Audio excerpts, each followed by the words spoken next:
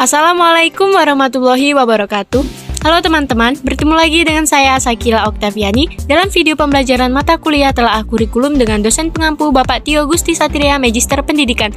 Kali ini, video pembelajaran yang akan kita bahas adalah mendesain dan merancang pembelajaran tematik integratif dan pembelajaran permapel kurikulum merdeka berbasis keterampilan abad 21 dan pelajar Pancasila. Selamat menyaksikan! Yang pertama yaitu pembelajaran tematik integratif kurikulum 2013 di kelas rendah.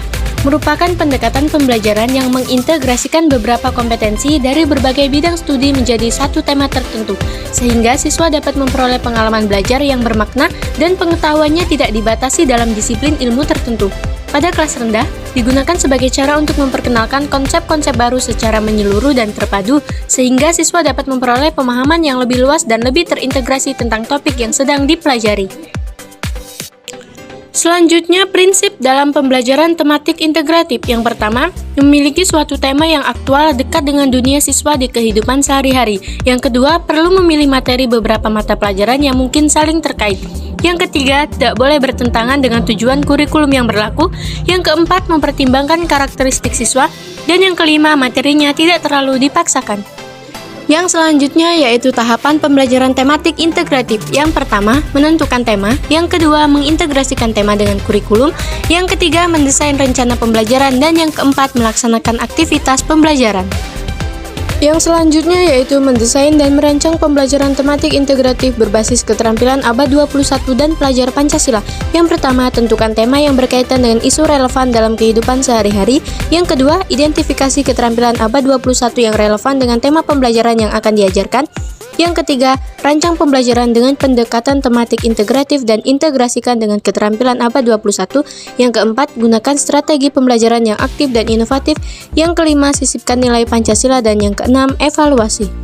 Yang selanjutnya yaitu pembelajaran permata pelajaran kurikulum merdeka. Pembelajaran permata pelajaran dalam kurikulum merdeka yaitu di mana setiap mata pelajaran akan memiliki fokus pembelajaran yang berbeda-beda yang disesuaikan dengan karakteristik mata pelajaran yang akan diajarkan dan dirancang lebih fleksibel dan berbasis kompetensi dengan penekanan pada pendidikan karakter berdasarkan Pancasila.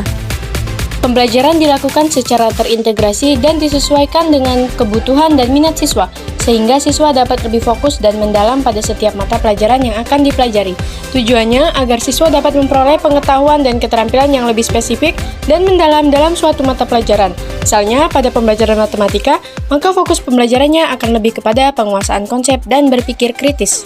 Yang selanjutnya, prinsip pembelajaran dalam kurikulum merdeka. Yang pertama, dirancang dengan mempertimbangkan tahap perkembangan dan tingkat pencapaian peserta didik. Yang kedua, membangun kapasitas untuk menjadi pembelajar sepanjang hayat. Yang ketiga, mendukung perkembangan kompetensi dan karakter peserta didik secara holistik. Yang keempat, berorientasi pada masa depan yang berkelanjutan. Fase A untuk kelas 1 dan 2. Muatan atau mata pelajaran di kelas 1 SD terdiri dari mata pelajaran wajib, yaitu pendidikan agama dan budi pekerti, pendidikan Pancasila, bahasa Indonesia, matematika, pendidikan jasmani, olahraga dan kesehatan, dan seni budaya. Sedangkan mapel pilihannya hanya bahasa Inggris, muatan lokal, dan mapel lain yang disiapkan oleh satuan pendidikan. Dan untuk kelas 2 SD memiliki persamaan dengan kelas 1.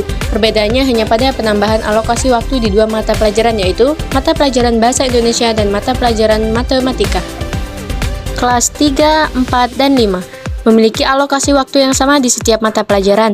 Meskipun kelas 5 berada di fase C, berbeda dengan kelas 3 dan 4 yang berada di fase B. Secara umum, struktur kurikulum kelas 3, 4, dan 5 memiliki kesamaan dengan kelas 1 dan 2. Adapun perbedaannya pada beberapa hal yaitu penambahan mata pelajaran ilmu pengetahuan alam dan sosial yang merupakan mapel wajib tambahan yang tidak ada di kelas 1 dan kelas 2. Selanjutnya, kelas 6 atau fase C. Adapun mapelnya antara lain pendidikan agama Islam dan budi pekerti, pendidikan Pancasila, bahasa Indonesia, matematika, ilmu pengetahuan alam dan sosial, PJOK, seni dan budaya, dan bahasa Inggris serta muatan lokal.